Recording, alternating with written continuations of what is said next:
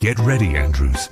The Andrews Heritage Festival is coming October 31st. A day filled with community, culture, and celebration is on the way. Big energy, great people, and unforgettable moments. Save the date now and get ready.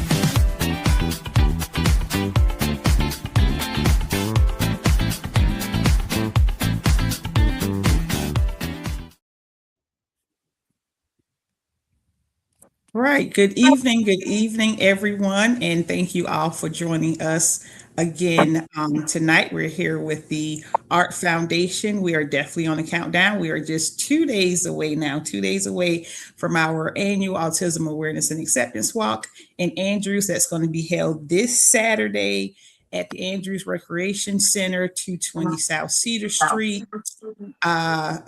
From 9 until 12 p.m. on Saturday. And tonight we wanted to share again with you some additional resources and providers who will be out at the walk. And so I am now going to turn it over to Miss Chastity Charles, and she will introduce you to some of our providers. Yes, good evening, and thank you, Drea. Thank you for all the work that you continue to do to help us bring awareness and amplify voices as we prepare for homecoming. So, I am Chastity Charles, and I have the privilege of being a board member on the Art Foundation, and I am excited to help the vendors who will be participating amplify their voices. So, happy Autism Awareness Month, everyone. And I really look forward to learning more and then having the privilege of meeting everyone in person in a matter of hours at this point. So, as Drea mentioned, as we prepare for our annual Autism Walk, a huge part about this event is how we bring together that village, that community to ensure that everyone in the area is just aware of the vendors and the lifeline that you can have. I think as I've participated and learned so much about autism awareness over the last several years, knowing that you are not alone and knowing what resources may be available to you is so key to our caregivers as well as any of our parents and families that are connected to autism. So today we'll start with Miss Becky Large. Welcome, Miss Becky. Thank you for joining us today.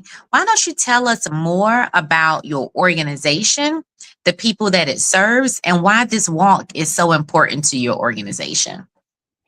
So I'm founder and executive director of Champion Autism Network. And the thing that kind of separates Champion Autism Network from other organizations that serve the people with autism is that we serve the family unit. And autism can be very isolating, as people who probably are attending this walk or supporting our people know and understand, where we don't want to leave the house then because the tantrums and meltdowns are met with stares and judgment and rude comments. So we curate events, we have sensory friendly events, and we have public awareness campaigns to educate the public, because we're inviting our families to come out and play. And if you're going to do that, the public at large needs to know who's going to be there and how to treat them. So, and we educate the hospitality industry as well on the needs and accommodations of our families, whether it's a meal out, a movie, maybe bowling, or even a vacation.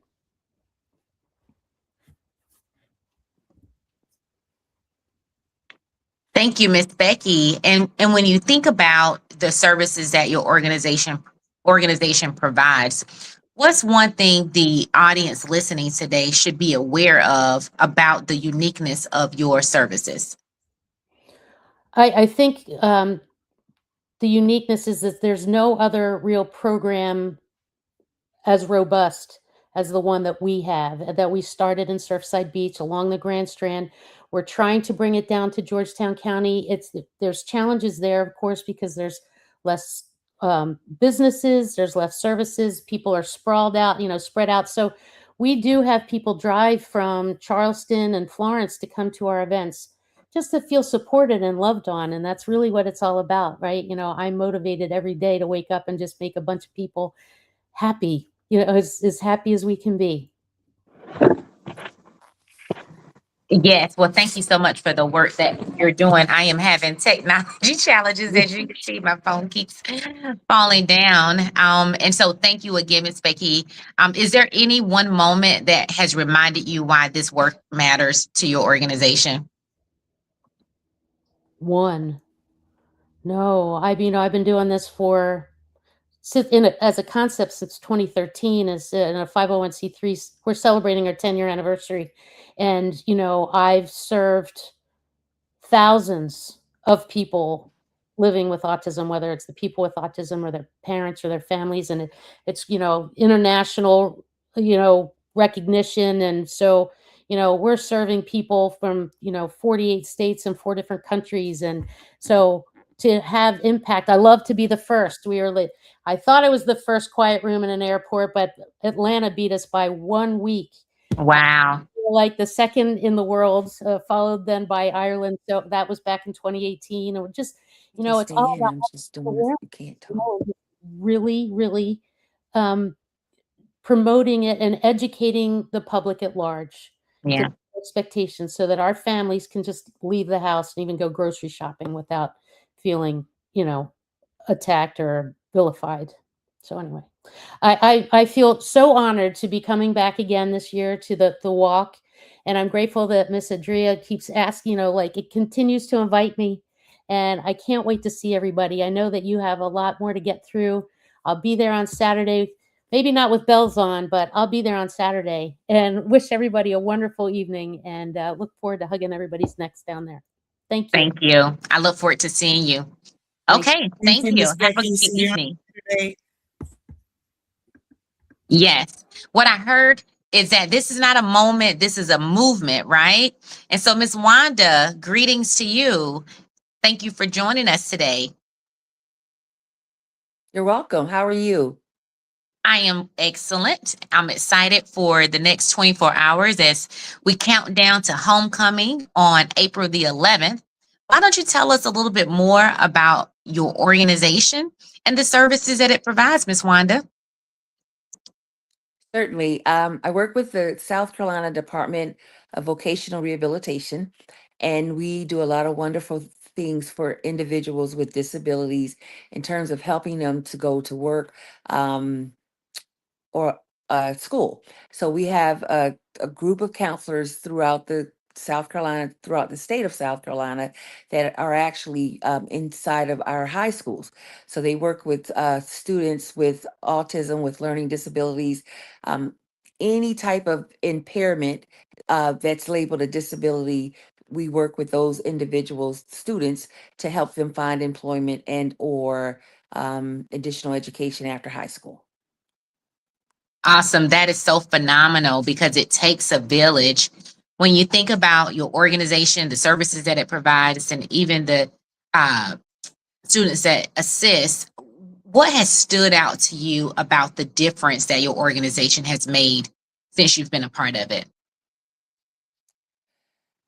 Probably the biggest thing that stands out to me is that each person with a disability has the ability to go out and work competitively in our community, and Mhm. they are wonderful, conscientious, hard workers, and it makes me smile every time I think about the services that we offer in terms of helping them to further their career. Absolutely. Neurodivergence and being inclusive in our work environment is so critical to Mhm. society. I would love to just hear more about what got you started in this work and why it's so critical to you. Interestingly enough, I have two grandsons. One is neurodivergent and the other one is not. But long before I ever heard of vocational rehabilitation, they were a part of my life. And everything that I know or everything that I learned about autism, my grandson Landon actually taught me.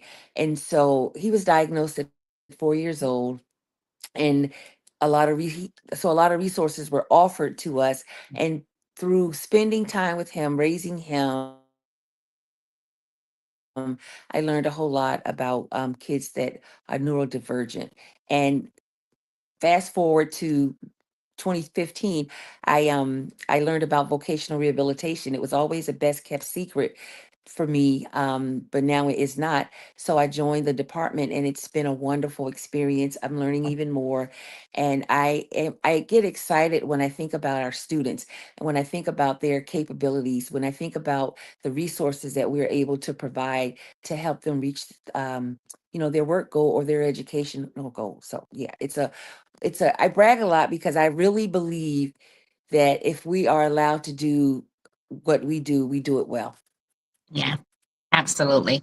It is so great to see how your purpose, right, starting with your own grandchildren, has aligned with your passion. And now it's aligning with your pay, and you're just making a big difference. So I'm so excited for you to continue to create awareness and to see you this weekend at the walk as well. When I think about what you've shared and the difference that you've made both in your personal life and your professional life, for anyone listening today, what's one piece of information that you would want to leave them with that you think will be valuable? That our kids are so valued, they are so worth fighting for, they make a difference in our community, and when they reach their goal, it shows. um Employers appreciate them, and it becomes a better world for them, a better life for them, because with them comes a lot of learning opportunities that people learn just being in their presence.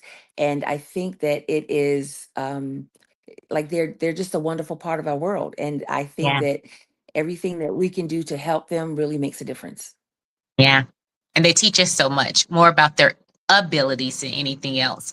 Well, Wanda, I have thoroughly enjoyed learning more about you, your organization, and I know that anyone that encounters you at the event on Saturday is going to walk away with a lot more tools in their tool I'm belt. sorry. So I look A forward little to technical difficulty, but I'm here. Yeah, I look forward to seeing you. We all improvise, and I think anyone connected to the autism community have learned to improvise on the fly pretty quickly, right? It's a part of how we navigate. And I love the flyer that Jamal has there where, April is Autism Awareness Month, but this is year round. And I just really appreciate you all participating and helping us create a more inclusive environment. Drea, I'm going to pass it to you just to ensure I have done my job for today and allow you to get everyone hyped up for our homecoming event. Yes, well, thank you, Mrs. Charles, for your time, and Miss Wanda. And I just wanted to share that with Miss Wanda, the work she does is so meaningful and impactful, because not only does her team work with the transitioning population, so youth who are in high school, they also continue to follow them after high school. So she worked with them, young adults, as well as older adults. So there's so many valuable services offered by South Carolina Vocational Rehabilitation. So you definitely don't only need a diagnosis of autism, but any type of diagnosis or disability, or it could be an injury. And like I said, they provide very valuable services throughout the state of South Carolina. So definitely looking forward to you being out on Saturday, Miss Wanda, to be out with us. And again, thank you, Miss Charles. Thank everyone for their time on tonight. I did want to mention that Kids in Development, Miss Hope Smith, she was unfortunately unable to join us, as well as Mr. Eric Morton. He was unable to join us tonight as well, but the both of them will be out on Saturday with their organizations to answer any questions in person that you may have. So again, I am super, super excited about Saturday. I'm looking forward to seeing all the beautiful faces. Saturday morning, the weather is supposed to be great. We have lots of fun activities for the kids and the adults. In addition, this year, our theme is homecoming. So we will be crowning a homecoming king and queen this year. So please come out and bring your families, because the crowning of king and queen will depend on the amount of participants or team members that you have with your young adult or child that's diagnosed with autism. So we're looking forward to seeing all of the teams, and definitely excited about crowning King and Queen this year of the 2026 Art Foundation annual Autism Awareness and Acceptance Walk. So we look forward to seeing you all on Saturday. Thanks, everyone. Thank you. In times of trouble, you need someone who knows the law, knows the community, and knows how to fight for you. The law offices of Caesar McKnight, right here in Kingstree, South Carolina, is committed to protecting your rights and protecting your future. From criminal defense, personal injury, to family law. When the stakes are high, experience matters, and so does someone who listens. Call today and get a competent, passionate, and effective legal team on your side. Because when life hits hard, you don't have to go through it alone. The law offices of Caesar McKnight, justice for real people, serving the Kingstree and surrounding South Carolina communities. Call now or visit the website today or stop by for a free consultation.